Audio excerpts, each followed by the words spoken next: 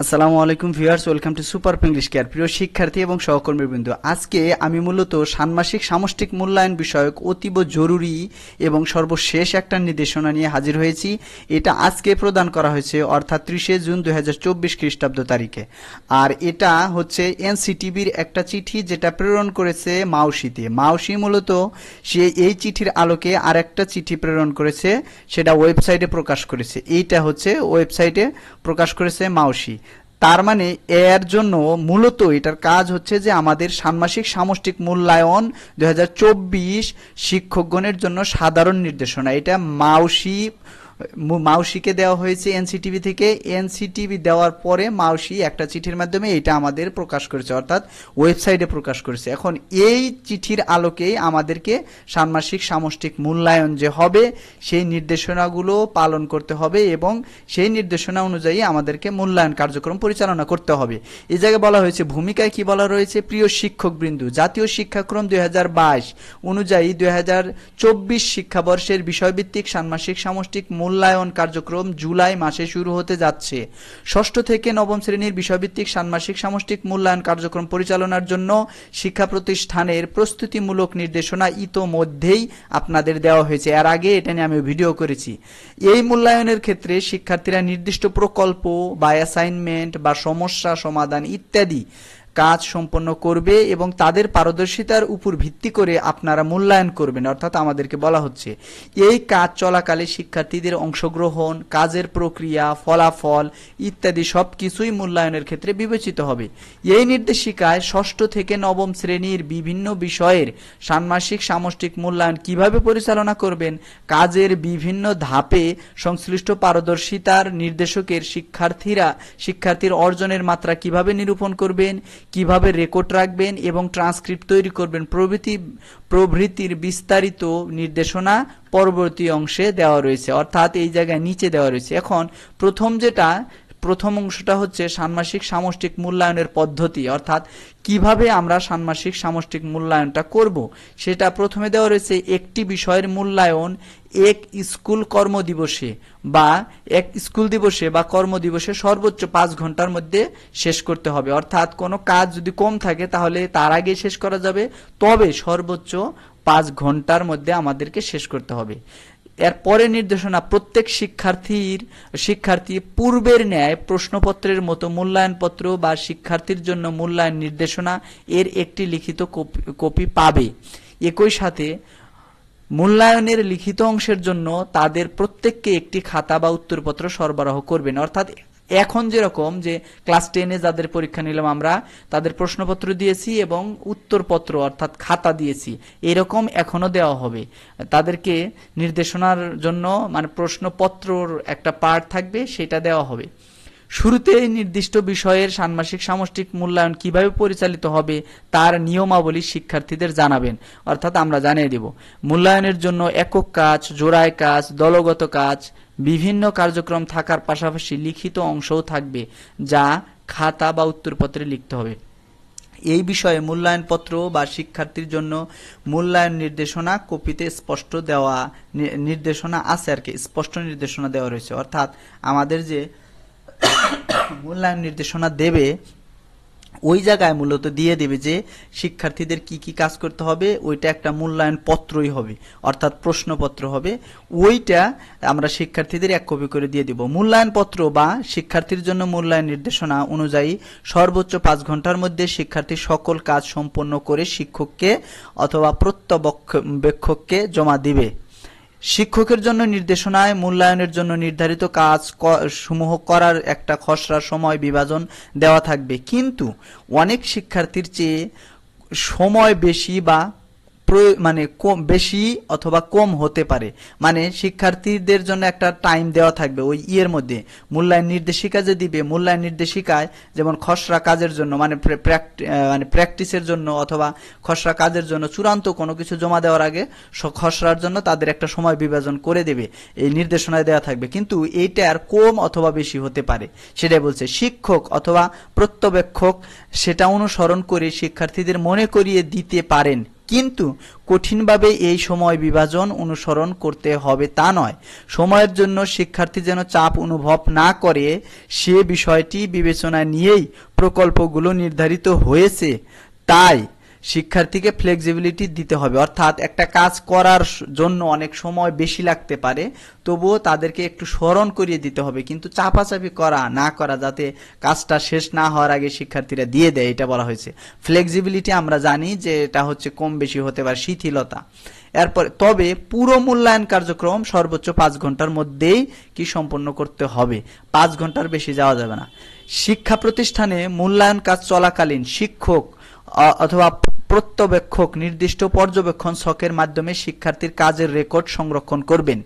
এক্ষেত্রে প্রতি 20 জন শিক্ষার্থীকে পর্যবেক্ষণ করার জন্য একজন শিক্ষক নিয়োজিত থাকবেন। তার কাছে পর্যবেক্ষণ ছক অর্থাৎ পরিশিষ্ট 1 যা পরবর্তীতে বিষয়ভিত্তিক নির্দেশনার সাথে প্রেরণ করা হবে, এবং 20 জন শিক্ষার্থীর রেকর্ড সংরক্ষণ ছক যা পরিশিষ্ট 2 যা পরবর্তীতে বিষয়ভিত্তিক নির্দেশনার সাথে প্রেরণ থাকবে। অর্থাৎ এই জায়গায় যেটা বলা হচ্ছে যে আমাদের যে মূল্যায়ন নির্দেশিকা দেবে, ওই নির্দেশিকার মধ্যেই কোন বিষয়গুলো আমরা করব, মূল্যায়ন করব, এবং কোন বিষয়গুলো পর্যবেক্ষণ করব তার একটা পর্যবেক্ষণ চেকলিস্ট দেবে। সেইটা দেখেই ওইটা কি করতে হবে, রেকর্ড রাখতে হবে, পর্যবেক্ষণ করতে হবে, এবং ওই শিক্ষার্থীর যে রেকর্ড রাখতে হবে। তারপরে হচ্ছে ষান্মাসিক সামষ্টিক মূল্যায়ন শেষে একজন শিক্ষক অথবা প্রত্যবেক্ষক তার উপর অর্পিত 20 জন শিক্ষার্থীর মূল্যায়নের লিখিত অংশের খাতা, পর্যবেক্ষণ রেকর্ড ছক ও অন্যান্য প্রমাণাদি যদি থাকে একত্রে বান্ডেল করে স্বাক্ষর সহ সংশ্লিষ্ট বিষয় শিক্ষকের নিকট জমা দেবেন। এখন এইটা করা হয়েছে কেন, যেহেতু একটা স্কুলে অথবা শ্রেণীতে অনেকজন শিক্ষার্থী থাকে, একজন শিক্ষকের পক্ষে এরকম ভাবে মূল্যায়ন করা সম্ভব নয়। সেই কারণে কি করেছে যে বিষয়ভিত্তিক শিক্ষক তো থাকবেই, তাছাড়া আরো শিক্ষক প্রত্যবেক্ষক থাকবে যারা অন্য সাবজেক্টেরও হতে পারে, যাতে বিষয়ভিত্তিক শিক্ষক বুঝিয়ে দেবেন কিভাবে করবেন, এবং যিনি দায়িত্বে থাকবেন তিনি ওই 20 জনের মূল্যায়ন পর্যবেক্ষণ করবেন, সেটাই বলা হয়েছে। এরপরে হচ্ছে বিষয় শিক্ষক বান্ডেল অনুযায়ী প্রত্যেক শিক্ষার্থীর প্রথমে লিখিত অংশের মূল্যায়ন করবেন। অর্থাৎ এই যে লিখিত অংশ যে থাকবে এটা তো দেখতে হবে। লিখিত অংশের মূল্যায়নের জন্য ছক পরিশিষ্ট 3 যা পরবর্তীতে বিষয়ভিত্তিক নির্দেশনার সাথে প্রেরণ করা হবে, অর্থাৎ 3 পর্যন্ত। আর তারপরে অনুসরণ করে শিক্ষার্থীর রেকর্ড সংরক্ষণ ছক পরিশিষ্ট 4 যেটা শিক্ষার্থীর অর্জনের মাত্রা রেকর্ড সংরক্ষণ করবেন। অর্থাৎ এই জায়গায় পিআই এর যে মাত্রা, পিআই কোনটা পাইলো এটা সংরক্ষণের ছকও দেওয়া হবে। তার মানে সব ছক দেওয়া থাকবে, এই ছক অনুযায়ী আমরা যারা শিক্ষক রয়েছি তারা আর কি ওই জায়গায় পূরণ করব। এরপরে বলা হয়েছে বিষয় শিক্ষক নির্ধারিত ছক অনুযায়ী অর্থাৎ পরিশিষ্ট 3 যা পরবর্তীতে বিষয়ভিত্তিক নির্দেশনার সাথে প্রেরণ করা হবে শিক্ষার্থীর লিখিত অংশ মূল্যায়ন করে নির্দিষ্ট ছকে অর্থাৎ পরিশিষ্ট 4 যা পরবর্তীতে বিষয়ভিত্তিক নির্দেশনাতে প্রেরণ করা হবে রেকর্ড সংরক্ষণ করবেন। অর্থাৎ দেখে আমরা রেকর্ডটা সংরক্ষণ করব। বিষয় শিক্ষক পরবর্তীতে প্রত্যবেক্ষক কর্তৃক মূল্যায়নের পর্যবেক্ষণ ছক এবং লিখিত অংশের মূল্যায়নের ছকে শিক্ষার্থীর রেকর্ড থেকে সংশ্লিষ্ট পিআইএ ইনপুট দেবে। আমরা জানি এটা পিআই ইনপুট দিতে হবে। আর নৈপুণ্য অ্যাপস এই ইনপুট দেওয়ার মাধ্যমে ষান্মাসিক মূল্যায়নের কাজ সমাপ্ত হবে। এরপরে যেটা নির্দেশনা রয়েছে যে পূর্বের মতো এবারও প্রতিটি বিষয়ের পিআই গুলোতে শিক্ষার্থীর রেকর্ড সংরক্ষণের জন্য একটি ছক পরিশিষ্ট 5 যা পরবর্তীতে বিষয়ভিত্তিক নির্দেশনার সাথে দেওয়া হয়েছে। অর্থাৎ তারা তো রেডি করেছে, ওই যে আগে যেরকম কোন পিআই গুলো রেকর্ড কিভাবে রাখবো এটা দেওয়া থাকবে আর কি। এই ছকে প্রত্যেক শিক্ষার্থীর পিআই রেকর্ড লিখে সংরক্ষণ করতে হবে, যেন কোনো কারণে নৈপুণ্য ইনপুট দিতে না পারলে ওই ছক দেখে ট্রান্সক্রিপ্ট তৈরি করা যায়। পরবর্তীতে বিষয় শিক্ষকের সুবিধাজনক সময় মূল্যায়ন কার্যক্রম শেষ হওয়ার 2 সপ্তাহের মধ্যে নৈপুণ্য অ্যাপে ইনপুট দিতে হবে। অর্থাৎ যদি দেখা গেল যে ট্রান্সক্রিপ্টটা হাতে যদি অ্যাপে যদি না দেওয়া যায়, দেখে আমরা জানি যে অ্যাপসে বিভিন্ন সমস্যা হয়, নেটে ঢোকা যায় না, ডেটা লোডিং হয়, এর ফলে 2 সপ্তাহের মধ্যে কিন্তু আমাদের যে ট্রান্সক্রিপ্ট দেখে যদি আমরা ইনপুট না দিতে পারি তাহলে হাতে ট্রান্সক্রিপ্ট দিতে হবে, এরপরে নৈপুণ্য অ্যাপ ইনপুট দিতে হবে। বিষয়ের চাহিদা অনুযায়ী মূল্যায়নের কাজগুলো সম্পন্ন করতে ন্যূনতম যে উপকরণ বা সরঞ্জামাদি প্রয়োজন তা বিদ্যালয় কর্তৃপক্ষ সংশ্লিষ্ট শ্রেণীকক্ষে সরবরাহ করবেন। শিক্ষার্থীকে আনতে বা সংগ্রহ করতে বলা যাবে না, অর্থাৎ শিক্ষার্থীকে অন্য কিছু বলা যাবে না, এই যে কোনো সংরক্ষণ যেগুলা লাগবে আর কি উপকরণাদি সেগুলা বলা যাবে না।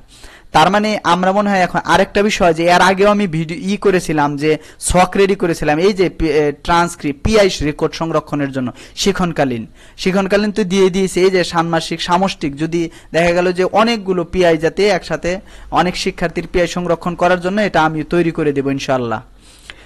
এরপরে যেটা আসতেছে বিষয়ভিত্তিক মূল্যায়নের দিন প্রত্যেপক্ষ হিসাবে দায়িত্বরত শিক্ষকের কাজ, অর্থাৎ অন্য সাবজেক্টের অথবা একই সাবজেক্টের যদি হয় যে হিসাবে মানে প্রত্যেপক্ষক হিসাবে দায়িত্ব পালন করবে, তাদের কাজটা কি? এটাকে বলা হয়েছে যেহেতু প্রতি 20 জন শিক্ষার্থীর জন্য একজন শিক্ষক প্রত্যেপক্ষক মূল্যায়ন চলাকালে নিয়োজিত থাকবেন, সেহেতু সংশ্লিষ্ট বিষয় শিক্ষক ব্যতীত অন্য শিক্ষকও প্রত্যেপক্ষক হিসাবে দায়িত্ব পালন করবেন।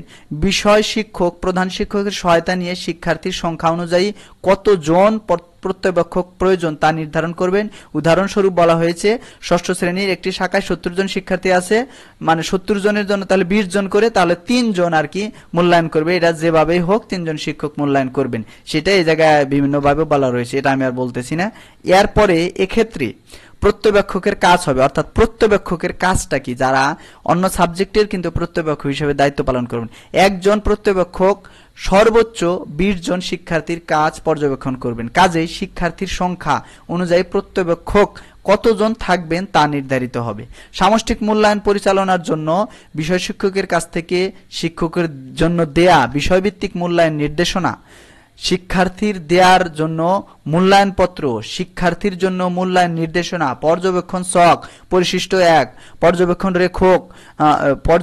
রেকর্ড সংরক্ষণ ছক পরিশিষ্ট 2 এবং প্রয়োজনীয় উপকরণ বুঝে নেবেন। অর্থাৎ এখন যেরকম আমরা অন্য সাবজেক্টের দায়িত্ব পালন করি যে পরীক্ষার দিন প্রশ্নপত্র সাথে অন্যান্য কিছু নেই, কিন্তু এই জায়গায় আগে যেহেতু মূল্যায়ন নির্দেশ সেটা বুঝতে হবে, আগে বিষয়ভিত্তিক শিক্ষক পড়ে অন্য শিক্ষককে ওটা আর কি বুঝিয়ে দিবেন, সেটা বলা হয়েছে।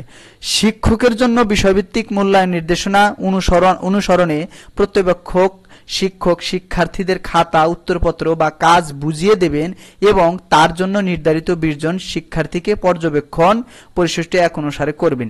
এই জায়গায় মূলত আচরণের যে রয়েছে, অর্থাৎ কাজ কিভাবে করতেছে, ওই জায়গায় ইনস্ট্যান্ট যেগুলা মূল্যায়ন করতে হবে সেগুলা প্রত্যবেক্ষক শিক্ষক মূল্যায়নগুলা করবেন, পর্যবেক্ষণ করে রেকর্ড সংরক্ষণ করবেন। কারণ লিখিত খাতাটা তো যে বিষয় শিক্ষক সেই দেখবেন, কিন্তু ওই কাজ চলাকালীন শিক্ষার্থীদের যদি প্রেজেন্টেশন থাকে তাহলে কেমন করলো এগুলা পর্যবেক্ষণ করবেন একজন ওই প্রত্যবেক্ষক, এবং সেই অনুযায়ী পারদর্শিতার সূচকেও সে করবেন, মানে রেকর্ড রাখবেন।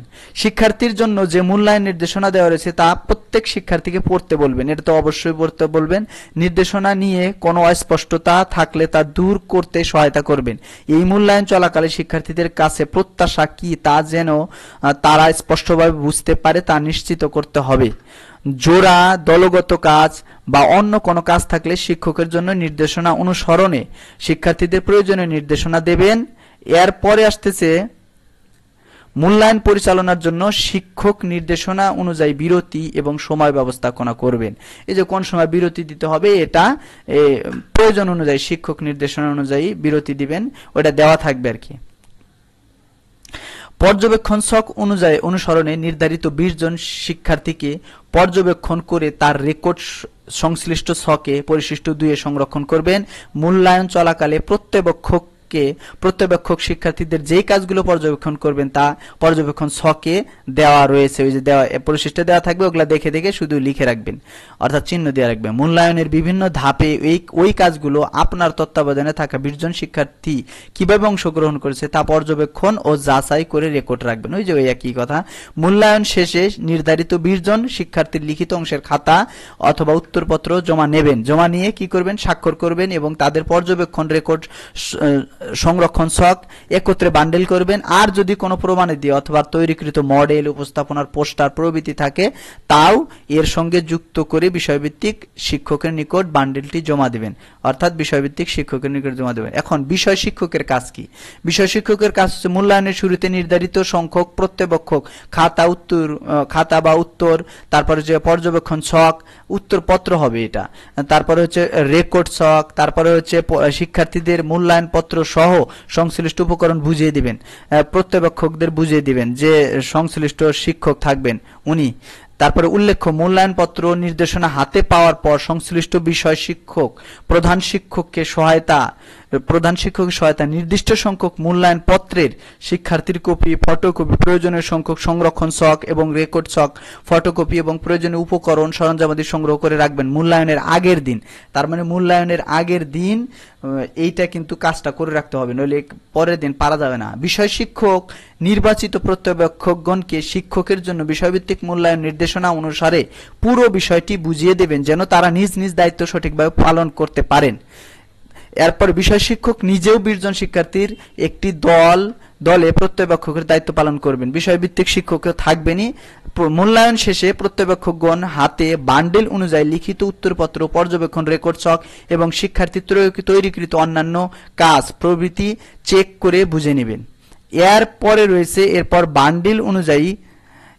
বান্ডেল অনুযায়ী প্রতিটি শিক্ষার্থীর লিখিত অংশের খাতা মূল্যায়ন ছক পরিশিষ্ট 3 অনুসরণ করে মূল্যায়ন করে সংশ্লিষ্ট ছকে রেকর্ড সংরক্ষণ করবেন। এরপরে প্রত্যবেক্ষক অর্থাৎ শিক্ষক দ্বারা পূরণকৃত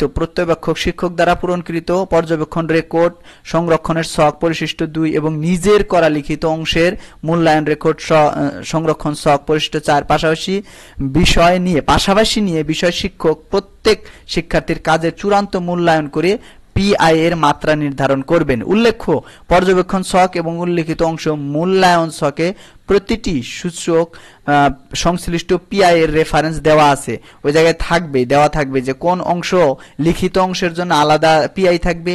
আবার দেখা গেছে এটা ওভারল্যাপিং হতে পারে, মানে ক্লাস চলাকালীন সময় অর্থাৎ মূল্যায়ন কার্যক্রম চলাকালীন সময়ে যে রেকর্ডটা সংরক্ষণ করবেন আবার লিখিত অংশেও তার কিছু অংশ থাকতে পারে। সেই কারণে কিন্তু দুটাই পাশাপাশি নিয়ে মিলিয়ে দেখতে হবে, কারণ সে কার্যক্রমে সে পাইলো চতুর্ভুজ কিন্তু সে লিখিত অংশে ত্রিভুজ পাইল, তার মানে এইটার দুইটা যদি ওভারল্যাপিং হয় মানে একই রকম পিআই হয় তাহলে কিন্তু পরের ত্রিভুজটা সে পাবে। সেই কারণে পাশাপাশি নিয়ে করতে বলছে, চূড়ান্তটা নির্ণয় করতে বলছে।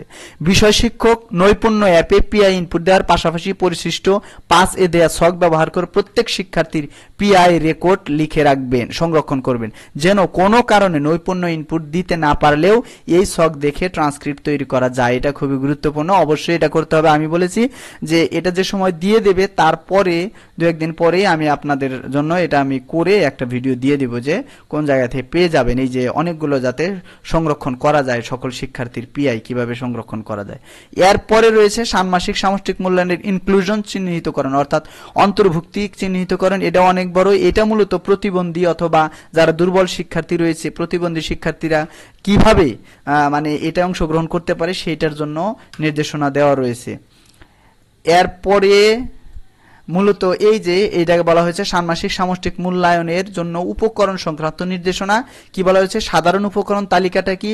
সাধারণ উপকরণ তালিকা সকল বিষয়ের জন্য প্রযোজ্য। কি? প্রতিষ্ঠান সরবরাহ করবে কি? খাতা অর্থাৎ উত্তরপত্র, এটা হচ্ছে উত্তরপত্র হবে 16 পৃষ্ঠার। শিক্ষার্থীর মূল্যায়ন নির্দেশিকা এটা তো দেবে, তারপরে সাইন পেন, মার্কার, স্টেপলার এবং A4 সাইজ কাগজ ওই যে খাতা লেখার জন্য আর কি। এরপর শিক্ষার্থীরা নিয়ে আসবে কি? তাদের লেখার জন্য এটাও আমি দিয়ে দিচ্ছি কি কি শিক্ষার্থী নিয়ে আসবে: কলম, পেন্সিল, ইরেজার, শার্পনার, স্কেল এবং চাইলে ওই যে হার্ডবোর্ড লেখার জন্য এগুলো আনতে পারে। আর এটা উপকরণের তালিকা রয়েছে, এইটা আমি আরেকটা ভিডিও করবে, অর্থাৎ কোন সাবজেক্টের জন্য কোন বিষয়গুলো লাগবে এগুলো আমি দিয়ে দেব। আর এই রকম ভাবে আমরা কি করতে পারি মনে হয় মোটামুটি শেষ হয়ে গেছে। এরপরে সর্বশেষ দেওয়া রয়েছে কি? বিশেষ দ্রষ্টব্য ষান্মাসিক সামষ্টিক মূল্যায়নের রুটিন অনুসরণ করে প্রতিটি বিষয়ভিত্তিক মূল্যায়নের আগের দিন ওই বিষয়ের বিষয়ভিত্তিক নির্দেশনা, শিক্ষার্থীর জন্য নির্দেশনা এবং মূল্যায়ন পত্র নৈপুণ্য অ্যাপের মাধ্যমে প্রধান শিক্ষকের পোর্টালে প্রেরণ করা হবে। এটা খুবই গুরুত্বপূর্ণ, কারণ এর আগে দেওয়া রয়েছিল যে ওয়েবসাইটেও দেওয়া হবে, এটা হয়তো নাও দেওয়া হতে পারে। কারণ এখন যেটা বলেছে যে আগের দিন কোন জায়গায় নৈপুণ্য অ্যাপের মাধ্যমে প্রধান শিক্ষকের যে পোর্টাল রয়েছে, মানে master.নৈপুণ্য ড্যাশবোর্ড যেটা রয়েছে, অর্থাৎ প্রত্যেক প্রতিষ্ঠান প্রদানের যে আইডি রয়েছে ওই আইডির মাধ্যমে পরীক্ষার আগের দিন দেওয়া হবে। এতে কি হবে, সবাই যাতে এই প্রশ্নপত্রটা না পায় সেই কারণে।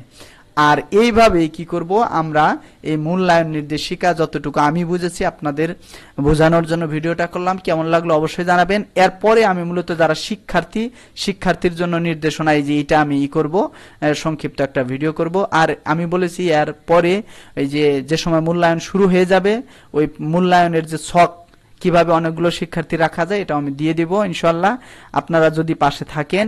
আর অবশ্যই ভিডিও যদি ভালো লেগে থাকে অবশ্যই সুন্দর কমেন্ট করবেন, এবং আর কোনো প্রশ্ন থাকলে করবেন, কমেন্টে করবেন। আর আমার ফেসবুক পেজ রয়েছে একটা, এই সুপার ইংলিশ কেয়ার নামে, ওই জায়গায় বিভিন্ন এই যে মূল্যায়ন নির্দেশনার যে ইটা পেয়ে যাবেন, তাহলে ওইটাও ফলো করে দিয়ে রাখবেন। আজকের মধ্যে এখানে শেষ করতেছি। আসসালামু আলাইকুম।